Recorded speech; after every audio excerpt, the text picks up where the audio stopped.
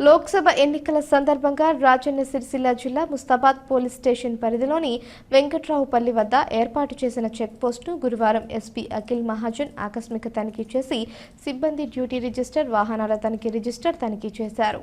అనంతరం చెక్పోస్టు వద్ద విధులు నిర్వహిస్తున్న సిబ్బందితో మాట్లాడుతూ చెక్పోస్టు వద్ద విధుల్లో ఉన్న సిబ్బంది అప్రమత్తంగా ఉంటూ ప్రతి వాహనాన్ని క్షుణ్ణంగా తనిఖీ చేయాలన్నారు. అక్రమ మద్యం, డబ్బు, ప్రజలను ప్రలోభాలకు గురిచేసే విలువైన వస్తువుల రవాణాకు అడ్డుకట్ట వేయాలన్నారు. ప్రజలు 50,000 కంటే ఎక్కువ నగదు తీసుకువెడితే దానికి సంబంధించిన పత్రాలు దగ్గర ఉంచుకోవాలని, లేని పక్షంలో సీజ్ చేయడం జరుగుతుందన్నారు. వారి వెంట సిఐ సదన్ కుమార్, ఎస్ఐ శేఖర్ రెడ్డి సిబ్బంది పాల్గొన్నారు.